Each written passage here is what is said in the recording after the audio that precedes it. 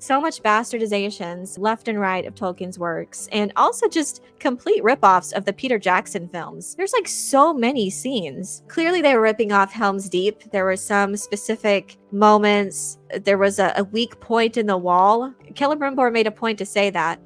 Oh, they're going for the one weak point where the wall is thinnest. They're going there. Like, how would they know that? It didn't look like it was thinner than any other portion of the wall, but that was the wall, I guess, that they were working on, and it was like a Helm's Deep situation, that was their way in. Also, they had to have someone Boromir'd. Oh, also, I think I mentioned it before, but yeah, Galadriel sneaking around as an orc. I guess maybe a little bit when the daylight came, but then instead of the Rohirrim showing up, it was Durin didn't show up. I don't know, but that was the moment that they were trying to build up to, but he wasn't there. They showed Gil-galad in battle for like 5 seconds. It was so underwhelming. First of all, the costumes and armor are just atrocious, and I don't understand, where are you spending the money on? This is $1 billion production. I mean, I'm not sure. We still have yet to see the production budget for season 2, but I'm sure it's on par with season 1. So if that's the case, they've spent $1 billion just in the production of 2 seasons, and that's not including the rights. So where is it? I don't see the money, even with the VFX. It's not even that VFX heavy when you think about it. Yeah, there are certain shots, but mostly it's just people talking. There was a lot of time just characters talking in dimly lit rooms. Not that VFX heavy. The thing with the daylight too didn't make any sense. They were not consistent with that. I thought the sunrise was to point out the orcs will have to hide from its light, but nope. No, only when they want them to be fearful of the light does it happen. But I think at the end, towards the very end of the battle, the sun arose and the orcs are fine. They're still battling. They're gaining the upper hand. How are they gaining the upper hand in the daylight? The sun was clearly shining. The sunlight was so inconsistent. Consistency is actually one of the main issues with this show, and you need nerds to obsess over these details. Nerds would have caught this. They would have made sure that it was consistent, and their costumes and armor just look ridiculous. Where are they spending the money on? If you were going to be derivative of anything from Peter Jackson's films, why isn't it the weapons and armor and costumes? Charlie Vickers has had like several outfits alone in season 2, and poor Celebrimbor is stuck in the exact same dress from season 1. He has literally never changed outfits the entire show. He has been in the same dress the entire 2 seasons of this show. And meanwhile, we have the debut of the new outfit from Anatar/Sauron with his new wig and new dress. The marketing for this show is so funny too. They're making fun of it as well. Lord of the Rings on Prime account was saying that he's menacing in the front and dainty in the back. Yeah, that's gonna sell. That's gonna attract the viewers.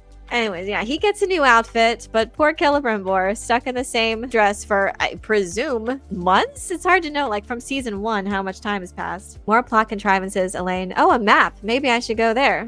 Yeah, this whole thing. Remember like in season 1 where, what was it? Sauron's symbol or whatever turned out to be actually a map to Mordor? Galadriel was hunting Sauron for thousands of years while he was flopping around as a big pile of goo down a mountain. The map was in her possession the whole time. She just needed to turn it. She just needed to turn it to the side. It was right there the whole time. Writers inspired by the Sith dagger MacGuffin. Exactly. And I get the sense of that. I get the sense that the writers of this show are copying Disney Star Wars, amongst other things. Clearly now they're pulling in The Matrix, as well as Peter Jackson's films directly. But why am I in this timeline now where Disney Star Wars is blatantly ripping off Lord of the Rings, and Lord of the Rings is ripping off Disney Star Wars? Can you get me out of this timeline? Why does this exist? Don't ask questions, just consume product and get excited for next product. Just consume, don't ask questions. And it's the same thing that I have a problem with the Numenorean storyline that really prevents immersion for me, or just believing the story at all, is Tarmiriel's blindness. She just magically knows where everything is. She never has help getting around. She doesn't have a staff or anything. Why doesn't she have a staff? I mean, it would make sense if she did. And I don't understand. Does the populace not know she's blind? Are they trying to put up this facade that she's not blind? Because I'm not sure if the people know, but also they should know. They should be able to tell if she's blind. But she just magically, apparently, knows the layout of a rocky crag. She just knows. She can clearly see. She's walking down uneven ground, slippery, I'm sure, because it's on the sea as she's being, tested by the sea worm.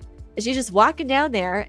And I'm sorry, nerds would make sure that this was at least convincing. If you're gonna make Tarmiriel blind, which you didn't have to do, it's another way. They just have to go out of their way to disrupt the canon or whatever, and it's certain character traits. Okay, but if you're gonna do that, can you at least be consistent?